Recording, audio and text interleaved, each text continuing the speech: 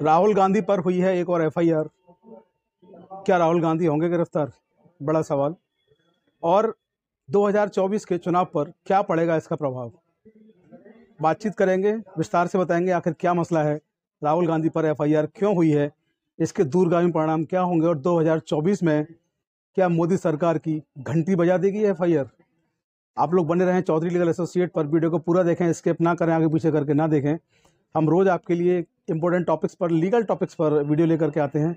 इसके लिए ज़रूरी है कि आप लोग हमें उत्साहवर्धन करें और हमारी वीडियोस को पूरा देखें, स्किप ना करें, आगे पीछे करके ना देखें, साथ ही सब्सक्राइब करना ना भूलें। तो चलिए शुरू करते हैं कि आखिर ऐसा मसला है क्या।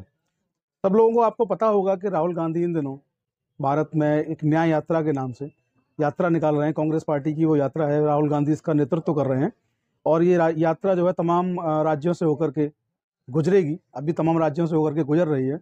इसी क्रम में यात्रा पहुंची है असम में, और असम के जो मुख्यमंत्री हैं हेमंत बिश्वा शर्मा, भाजपा के फायर ब्रांड नेता माने जाते हैं, या कहें कि कांग्रेस के पूर्व नेता और भाजपा के वर्तमान में फायर ब्रांड नेता।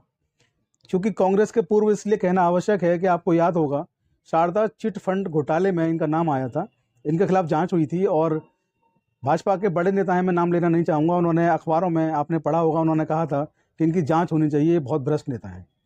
तो हेमंत बिश्वा शर्मा की सरकार असम में है। राहुल गांधी की जो न्याय यात्रा निकल रही है उसका रूट जो है निर्धारित होता है पहले से। हेमंत बिश्वा शर्मा ने चेतावनी दी थी राहुल गांधी को कि इस यात्रा को शहर में होकर ना निकालें, बाहर से निकालें, क्योंकि शहर में हॉस्पिटल्स हैं, नर्सिंग होम्स हैं, वहाँ पे आपकी यात्रा निकलेगी तो वहाँ लोगों को तकलीफ होगी, लोगों को परेशानी होगी। इसी मामले में मैं आपको और याद दिला दूं कि जब भी कोई रैली या कोई सभा या कोई यात्रा ऐसी निकलनी होती है इसी असम प्रदेश में, तो शायद हॉस्पिटल्स में कुछ होगा उनके पास सिस्टम कि वहाँ साउंड नहीं जाता होगा, वहाँ आवाज़ नहीं जाती होगी, वहाँ डिस्टर्बेंस नहीं होता होगा। क्योंकि न्याय यात्रा पर लोग रोक लगाने से पहले, उनको चेतावनी देने से पहले अभी तक वहाँ के मुख्यमंत्री ने किसी और पार्टी को, भाजपा को या किसी और दल को ये चेतावनी नहीं दी है। हालांकि तमाम प्रदेशों में तमाम सरकारें होती हैं, कहीं भाजपा की सरकार है, कहीं कांग्रेस की सरकार है, कहीं टीएमसी की सरकार है, कहीं किसी और दल की सरकार है। बिहार में जो है आरजेडी और नीतीश की सरकार है। तो तमाम राजनीतिक दलों की सरकारें तमाम स्टेट्स में होती हैं और तमाम राजनीतिक विपक्षी दल वहाँ जाके सभाएं करते हैं। वहाँ की सरकारों को सुरक्षा देने की जिम्मेदारी उन यात्राओं की, उन सभाओं की, वहाँ की जो स्टेट की गवर्नमेंट होती है उनकी रहती है। अभी तक ये होता आ रहा था, लेकिन हेमंत बिश्वा शर्मा ने एक नया कीर्तिमान स्थापित किया है, एक नया रिकॉर्ड स्थापित उन्होंने किया है। राहुल गांधी के ऊपर एफआईआर थोप दी गई है, उन पर एफआईआर लगा दी गई है। और ये एफआईआर जो है पुलिसकर्मियों की तरफ से लिखवाई गई है। पुलिसकर्मियों की तरफ से लिखवाई गई एफआईआर में बताया गया है कि पुलिसकर्मियों ने स्वतः संज्ञान लिया है। और एफआईआर में साफ साफ ये लिखवाया गया है कि उन्होंने जो यात्रा का जो रूट था उसको डाइवर्ट कर दिया। यात्रा का रूट डाइवर्ट करके उनको जो यात्रा थी वो किसी और रूट से लेकर जानी थी और वो किसी और रूट से लेकर के उसको चले गए। पुलिस ने बताया कि उन्होंने जो है रूट फॉलो नहीं किया, निर्धारित रूट से ना जा करके वो किसी अन्य रूट से गए। मैं आपको नाम बता दूं, जो अन्य रूट से उनकी जो यात्रा निकली है, वो जो रूट बताया जा रहा है उस रूट पर बताया जा रहा है कि नर्सिंग होम है, हॉस्पिटल्स हैं, जबकि बाहर से जो उनकी यात्रा निकाली जा रही थी उस रूट पर कोई नर्सिंग होम, हॉस्पिटल्स नहीं था। वहाँ के लोगों को, वहाँ के मरीजों को शायद दिक्कत हुई होगी, इसलिए पुलिस ने स्वतः संज्ञान लेकर के इस पर रिपोर्ट दर्ज करवाई है। हालांकि सब जानते हैं कि पर्दे के पीछे कौन है, क्योंकि तमाम ऐसे मामलों में रिपोर्ट दर्ज नहीं होती है। हालांकि राहुल गांधी पर रिपोर्ट दर्ज हो गई है।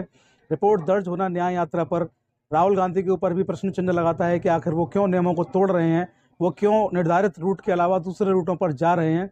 लेकिन इसके साथ ही सवाल उठता है भाजपा की सरकार पर कि क्या वे ऐसा नहीं करते? क्या हेमंत बिश्वा शर्मा के राज्य में बीजेपी की जब से रैली होती है, सभाएं होती हैं, तो क्या ये नियम यही रहते हैं? ये बड़ा सवाल है। अब नतीजा जो भी इसका निकले, देखना ये है कि एफआईआर का भविष्य क्या रहता है। 2024 में क्या इसकी कीमत राहुल गांधी चुकाएंगे, या 2024 में जो एफआईआर हुई है इसकी कीमत भाजपा को या मोदी जी को चुकानी पड़ेगी? नतीजा जो भी होगा भविष्य के गर्त में है, जब भी वो नतीजा आएगा उससे आपको अवगत कराएंगे। आज के वीडियो में बस इतना आपको बताना चाहते हैं कि राहुल गांधी पर 2024 की पहली एफआईआर की शुरुआत हो चुकी है। अभी क्या होना बाकी है उसके लिए बने रहिए चौधरी लीगल एसोसिएट पर। जो भी अन्य मुकदमे राहुल गांधी पर दर्ज होंगे या जो भी ऐसी चीज़ें होंगी जो लीगल होंगी उनसे आपको अवगत कराया जाएगा।